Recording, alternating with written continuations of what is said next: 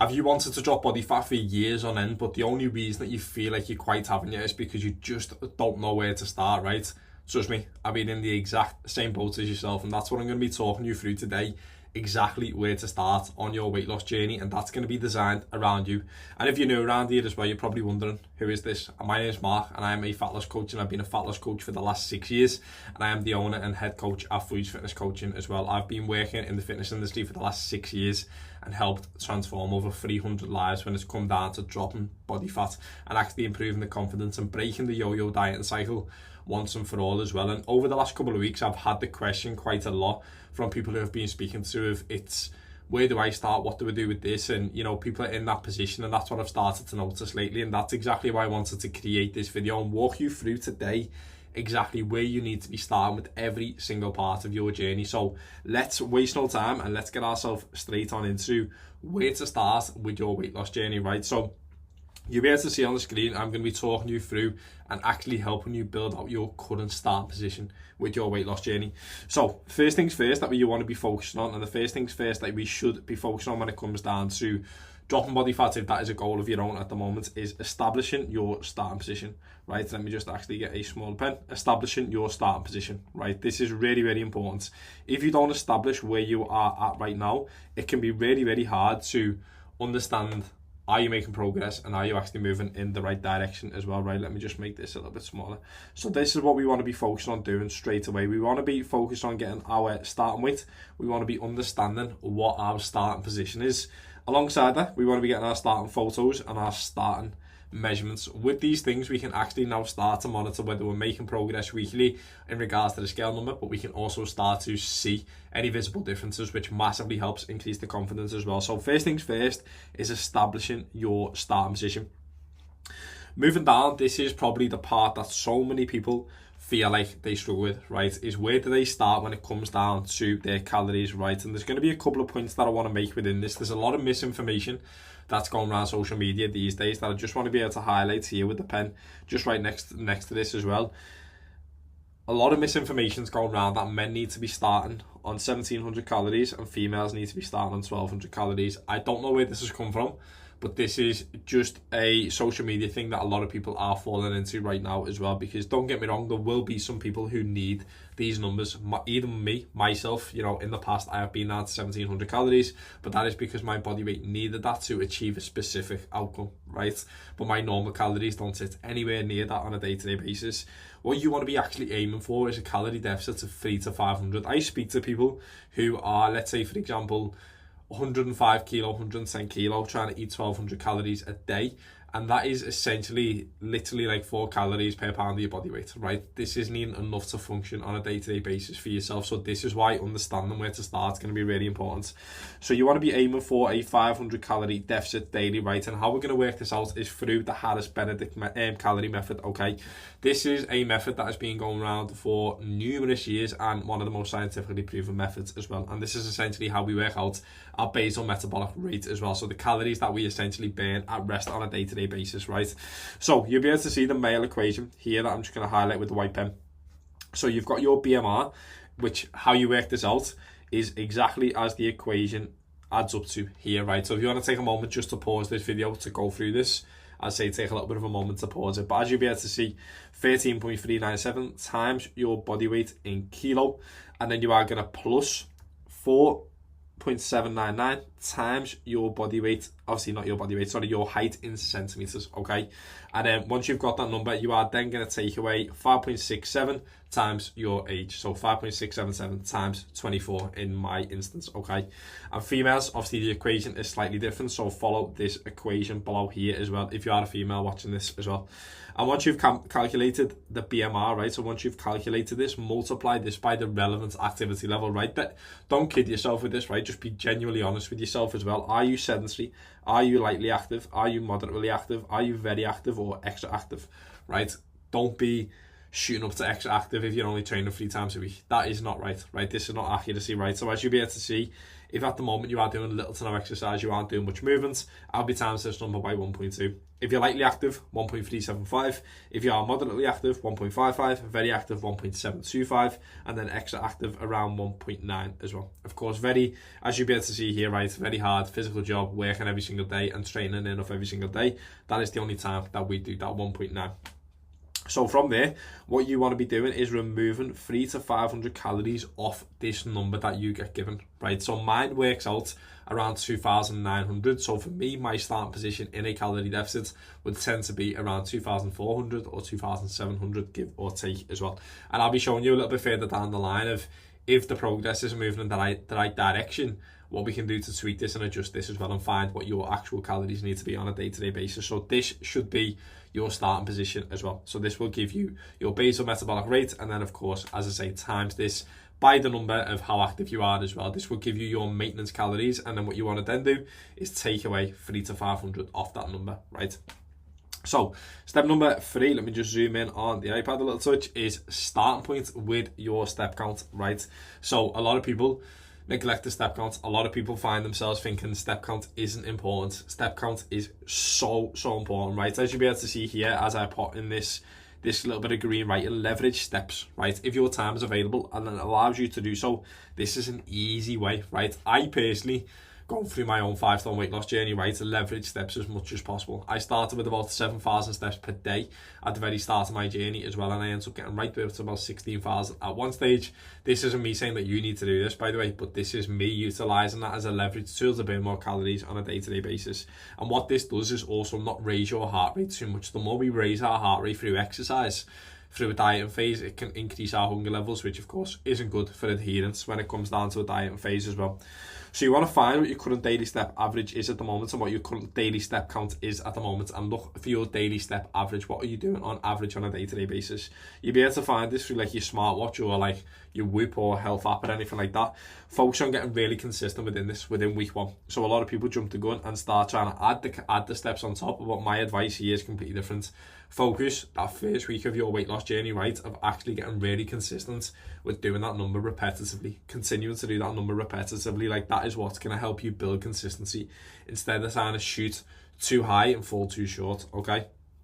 Once you get really consistent with that in week 1, you then want to look to add 1,000 to 2,000 in week 2. And what we're not going to do from here on out, right, I've just ended up writing over that. What we're not going to do from here on out is add 2,000 steps every single week. We're not going to do that, right? What I want you to do from week 2, once you've established that consistency with your current daily step average, is add that 1 to 2,000, because what that's then going to do is help you increase the amount of calories burnt. And I want you to stay at this number until you monitor. And of course, obviously, how we're going to monitor, I'm going to show you in a moment towards the back end of this video. So make sure to stay around to the end so I can show you how to make the adjustments and how to make sure you're moving in the right direction. So only increase these by 1,000 to 2,000 if your weight loss slows down. If you are moving on a week by week basis, just keep hitting that step count number. Don't change it.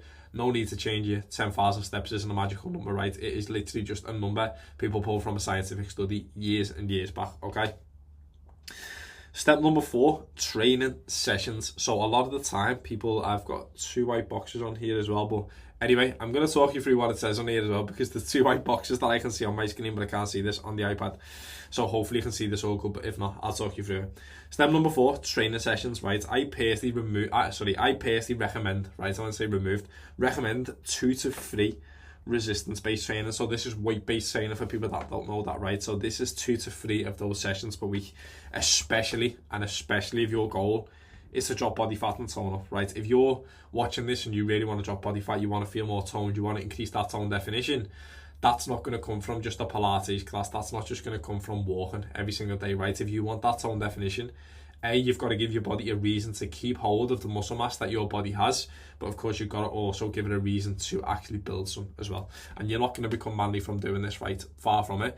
Like, I've been training now for 5 or 6 years, and either I'm still trying to add muscle in time as well, and I wouldn't say that I'm your biggest in regards to muscular, okay? So it's really important. It's just important to keep hold of that muscle mass to create that tone definition at the end of your diet phase.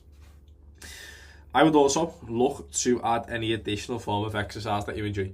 So this is where like Pilates, boxing, cycling, if you feel like you need that enjoyment, comes into play. But a lot of the time, especially recently, Pilates has come really, really big in the fitness scene.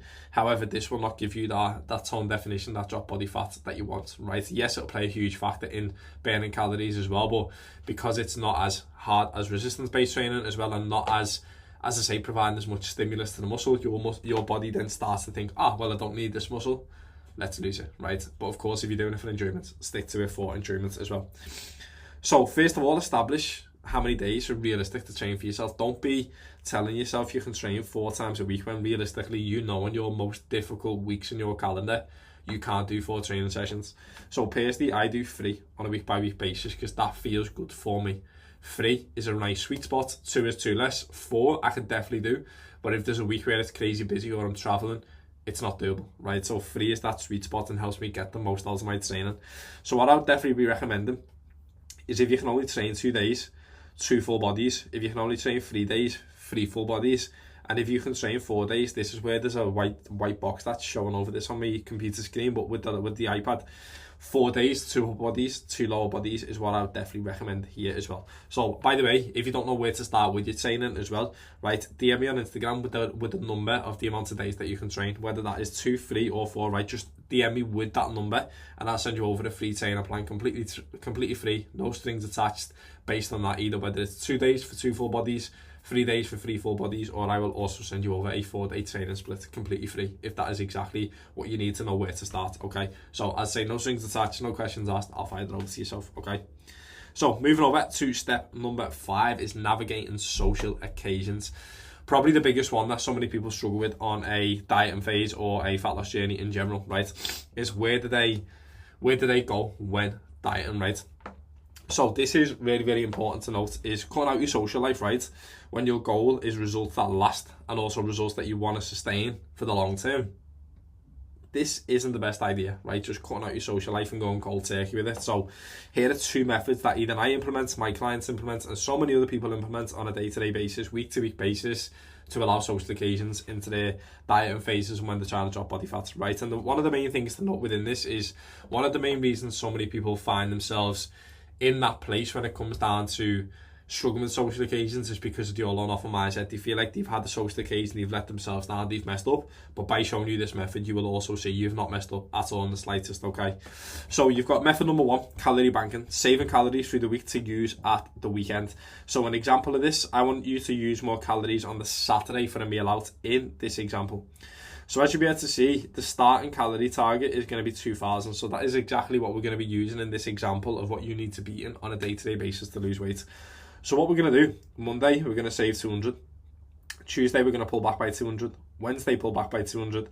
Thursday, Friday, do the exact same.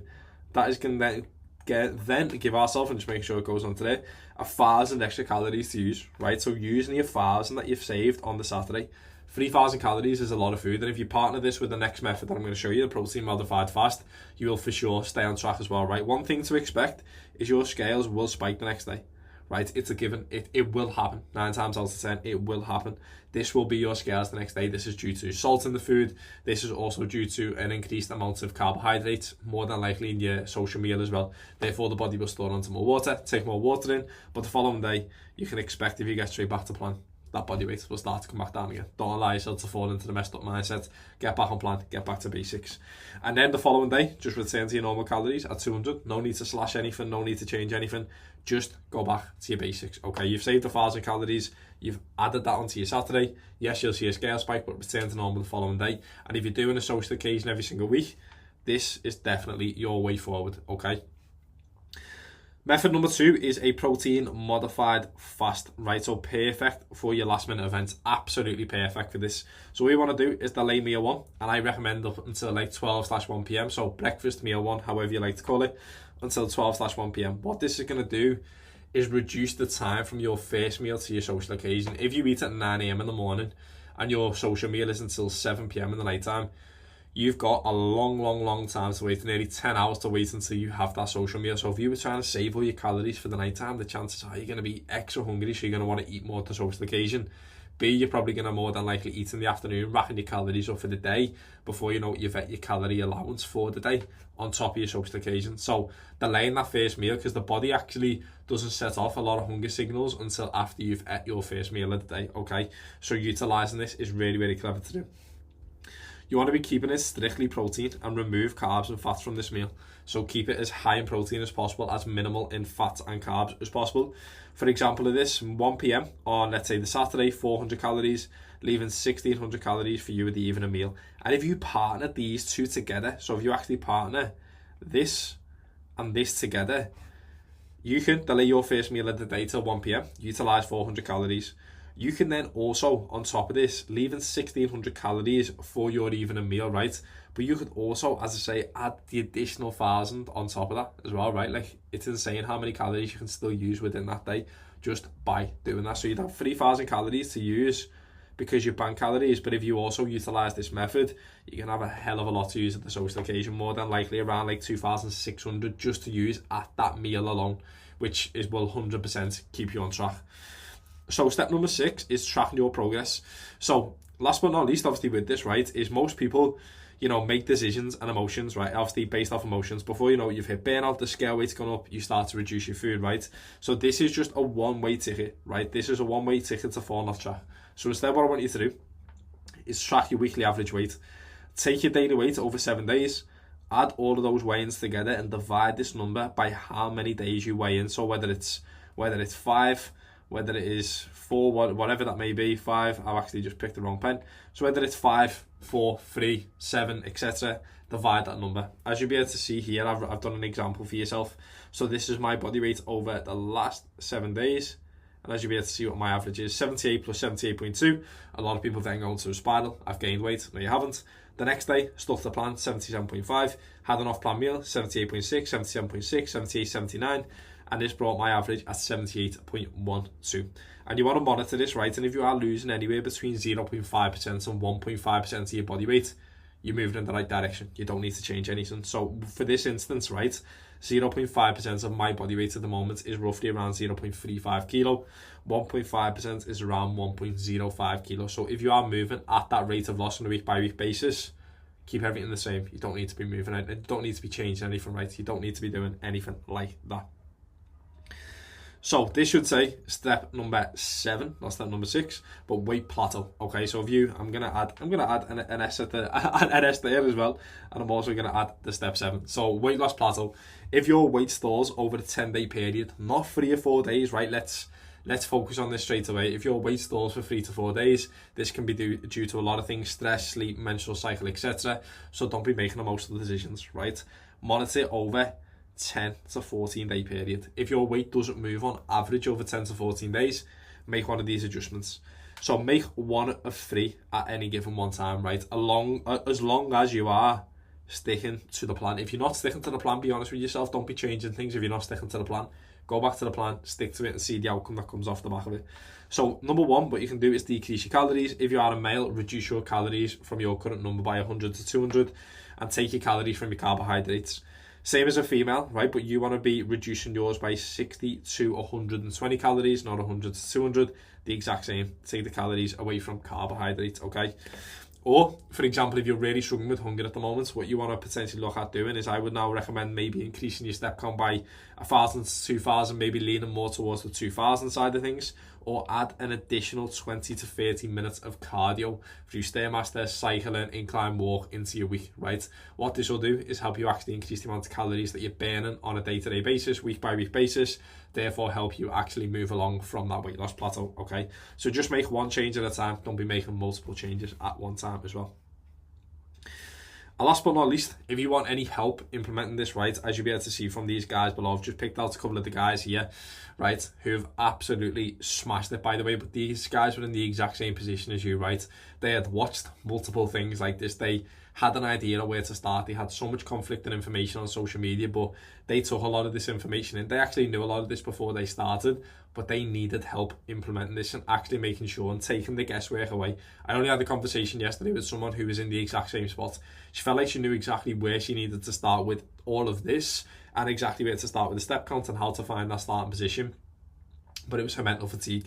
it was the mental fatigue that was taking over, where to start, trying to juggle that on top of a family life, work life, etc. And if you want me to take complete control of this for yourself and help you implement this, but most importantly, it's okay knowing this, but actually doing this is a different thing, then all you have to do is just fill out the application form in the description below as well, and I'll be in touch with all the information as well. That's if you don't want to shoot me a message or anything like that. I appreciate for a lot of people it can feel quite scary, but of course, if you are watching this and you want some help implementing it just like these guys, Abby, Gemma, Claire, Joel, Harry, all you have to do is just DM me the number 10 on social media on Instagram, and I'll be in touch with all the details about how I can help as well. But also feel free to check out the description of this video, because there will be other trainings in there as well to help you actually continue to build your own program out as well. So alongside that, hopefully you've enjoyed this video. Make sure to subscribe as well to keep an eye out for more training videos like this, and I'll see you on the next one. Let's go.